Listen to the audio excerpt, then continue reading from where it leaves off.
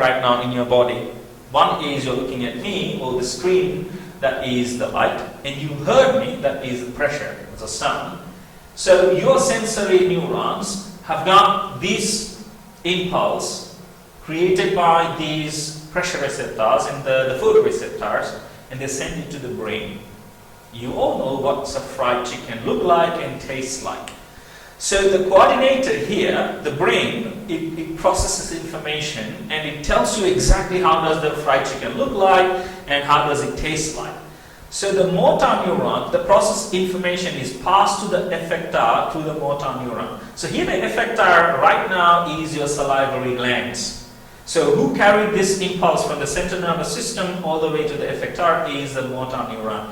And then guess what? When you heard me saying fried chicken, probably you're not hungry, or I don't know if you're hungry, you should be getting a bit of saliva coming into your mouth. So that is the response. The salivation is the response. The salivary gland is the effector. So in everything that we do has got this sequence flowing. For example, let's say I hold this a laser in my hand, and I wanted to move it to my another hand. So my stimulus here is I am looking at it, and I want to move it. So when I look at it, my sensory, the receptors are the photoreceptors, and the photoreceptors send the information to my brain through the sensory neurons, and the brain says that, okay, to move from right hand to the left hand, you need to use the muscles involved in it. So the brain sends information through the motor neuron to the effector, which is my muscle. So I move my muscle, they contract and move the laser into my left hand, and I hold it with my left hand, the other hand. So that's the response. So everything that we talk about, everything that we do actually follow this sequence.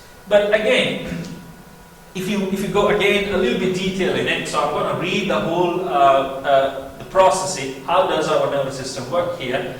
As we discuss here, our sensory organ contains special receptors which will detect a change in our surroundings, that is a stimulus. The receptor cells will change the stimulus into electric impulse. Do not use the word signal or the message, because you have to use the word impulse. If you use the word electric signal or things like that, the examiner will not appreciate it. So you must use the word impulse. So which is passed along the nerve cells. The message will usually go to the brain, which will then process it. And guess what? Which one will process it here? The relay neurons.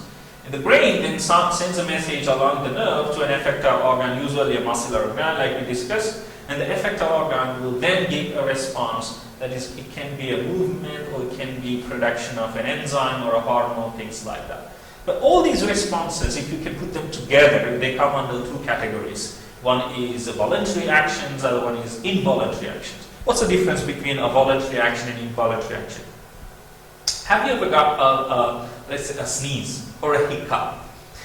You can't actually cause a sneeze by yourself just like that without a stimulation, or even a hiccup, or even you can't stop the heartbeat or the digestive system, or your kidneys functioning. All these fall under the involuntary action. What's the definition given for the involuntary actions? These actions which you cannot control or not under your will.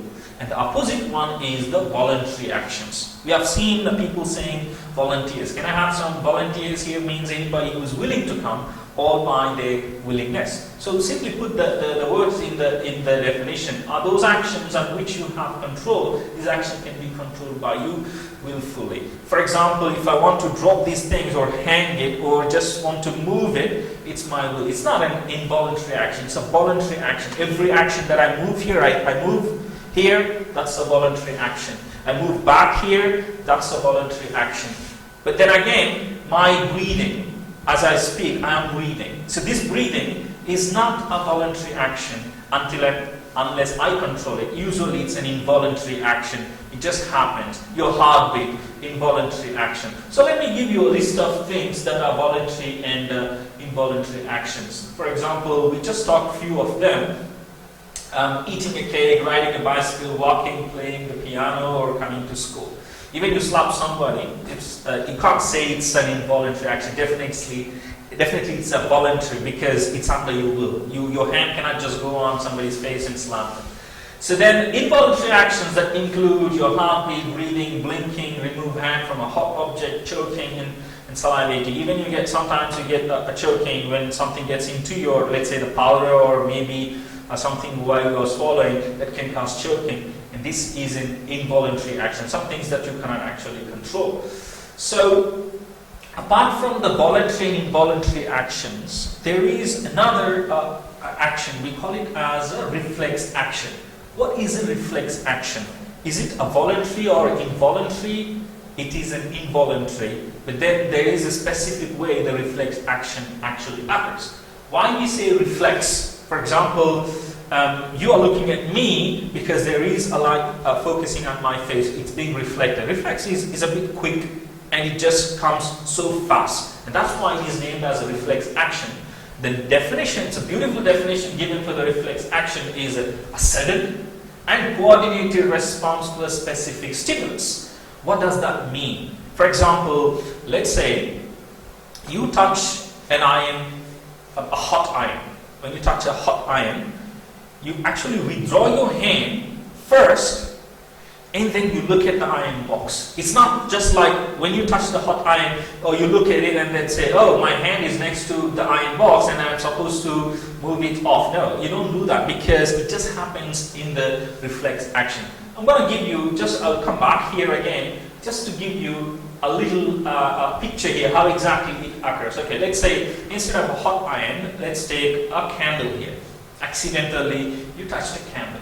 When you touch a candle, your skin has got temperature and the pressure and the thermoreceptors. So here, the thermoreceptors in your hand get stimulated and they send an impulse through the sensory neuron all the way to your spinal cord here. And the spinal cord processes the information and sends an impulse through the motor neuron to the effector. Here the muscle, the hand muscles, they contract and your hand is withdrawn.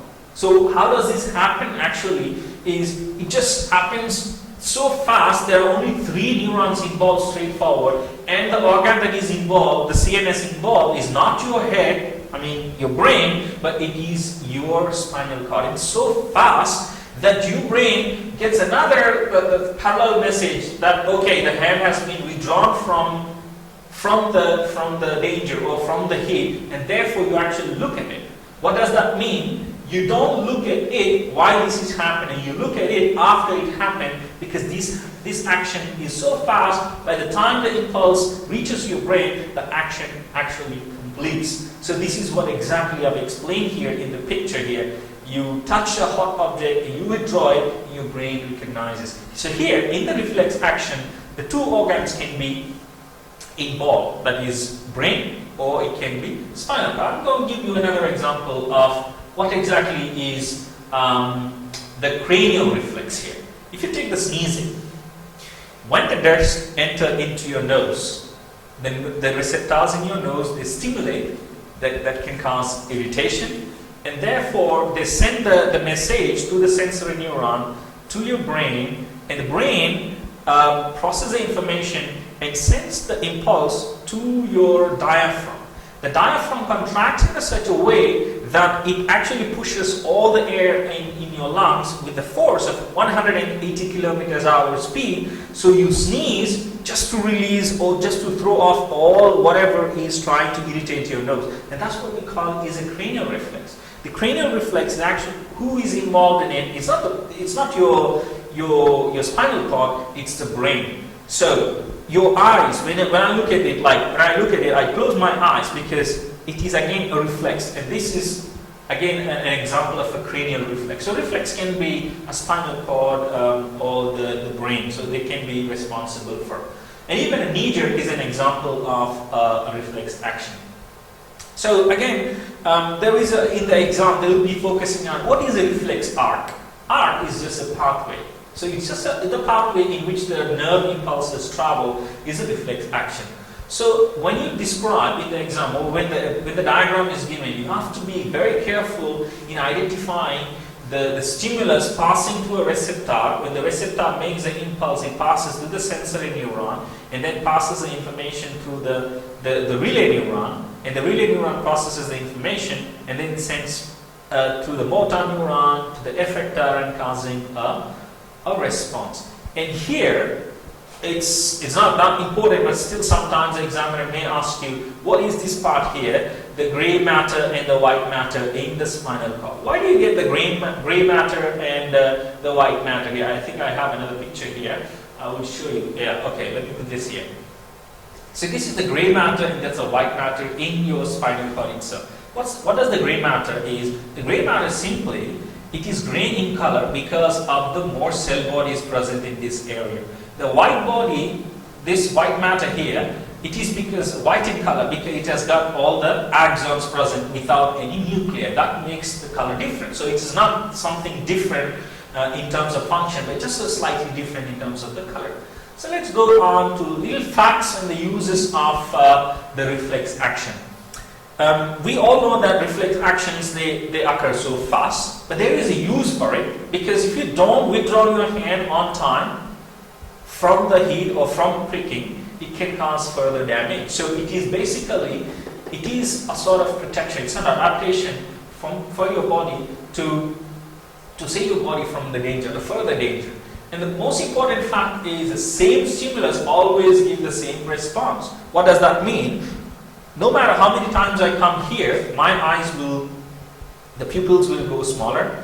No matter how many times I touch the fire, my hands will be withdrawn automatically. And then memory has no effect on the response to the stimulus. What does that mean? Oh, I cannot just say, okay, last time I touched the hot iron and this time I know how to take it off in a gradual way. No. When each time you touch the hot iron, your body will respond the same way as it responded before.